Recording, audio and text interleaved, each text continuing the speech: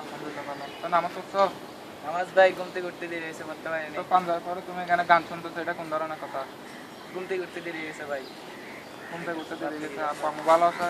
আছে ভালো আছে, রাত্রি তো এই তোমার তোমার ওই নামাজ পড়া আসতে থেকে যায় কত সুন্দর লাগতেছে। তুমি নামাজ পড়তে জানো?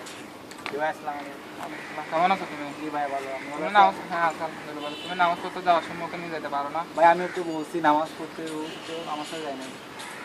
তুমি ওর সাথে যাবা না? নামাজ এক রাকাত হলে এক রাকাত পড়তা, সবটা তো পাইতা। এখন তুমি পাঞ্জাবি পরে এখানে গান শুনতেছো, লোকের জন্য কি বলবে তোমাকে?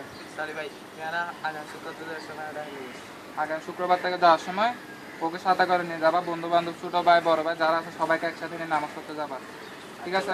আচ্ছা ঠিক আছে। বুঝতে পারি।